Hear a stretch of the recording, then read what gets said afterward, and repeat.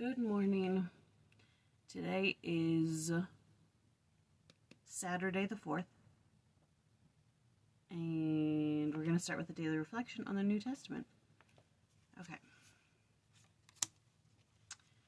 It hath been said by them of old time, Thou shalt not forswear thyself, but I say unto you, swear not at all, but let your communication be yea, yea, nay, nay. For whatsoever is more than these cometh of evil.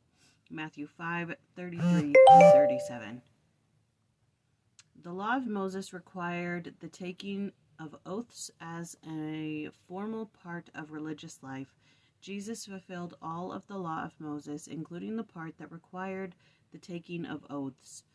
Elder Bruce R. McConkie wrote, beginning in the meridian of time, Jesus revealed a higher standard relative to truthfulness in conversation. It was simply that yea meant yea and nay meant nay, and that no oath was required to establish the verity of any promise or thing. Every word was to be true and accurate as if it had been spoken with an oath. Christ's law assumes that man will keep his word without an oath. If every man were perfectly honest, it would not be necessary to take oaths in court or to prepare affidavits or other sworn statements to prove conversational matters. I guess this one is just a thought-provoking, can you be assured that everything you say people believe? Or do you have to be like, no, I swear, I'm not joking this time, I swear. It's true, this really happened, I swear. In your conversation, do people believe you, or do they have to have a bit more information? Or do they have to see a different source? Or do they just trust you? Are you that honest that they just trust what you're saying? Okay.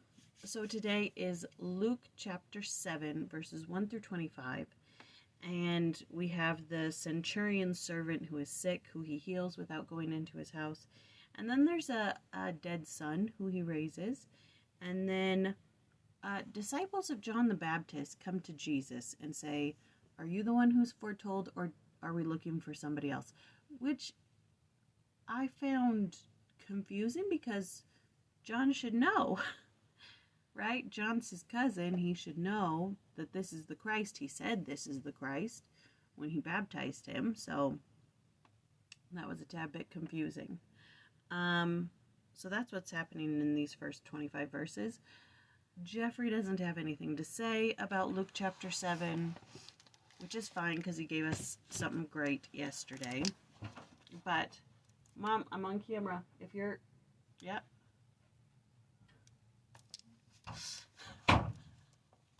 That could have been bad. Okay. 7 verses 11-17. To raise the dead is to call back the spirit from the abode of departed spirits, so that mortal life again continues for the person so raised. Men in this sphere of their unending existence are mortal beings, meaning that body and spirit are temporally united. The natural or temporal death consists in the separation of body and spirit. That is, the life which is in the body departs, the body returns to the dust, and the spirit goes to the world of waiting spirits to await the day of resurrection. A resurrected person is one of whom body and spirit are inseparably connected in immortality. A mortal person raised from the dead does not by that act gain immortality, rather he becomes mortal a second time, must again die, and will finally be raised in immortality in the resurrection. Various prophets have raised the dead, among them Elijah, Elisha, Peter, Paul, and Nephi, the disciple, but none ever acted with such awesome majesty as the Lord Jesus, who, stopping the funeral cortege, said with simplicity, Young man, I say unto thee, arise. And then for the rest of these verses, not much. Okay, this verse could have been more literally translated, verse 18. Now John's disciples reported to him about these things. I'm confused as to that. I don't quite understand what the situation with John was and why he needed to send his disciples to ask Christ if he was the Christ. Let me see if there's anything here. Where are we at? Luke 7. Luke 7.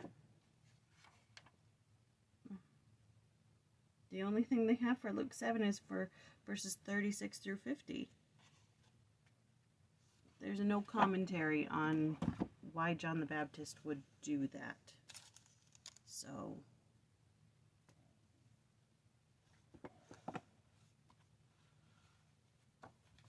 I guess that's all I have for today. All right. I will now leave you with a prayer from a diary of prayer. Today is Mason's baptism. Can I speak? Apparently not. Today is Mason's baptism. That's why all the family is here. We're super excited for it, and it's at 10, so we've got a couple hours to get ready. It's a big day. Today's prayer, it's the 4th, is by Robert Herrick. Good and great God, how should I fear to come to thee if Christ not there? Could I but think he would not be present to plead my cause for me? To hell I'd rather run than I would see thy face and he not by. It's an interesting concept. Wish there was a little bit more for this one. All right. That's all I've got. I love you all. Have a great day. See you later.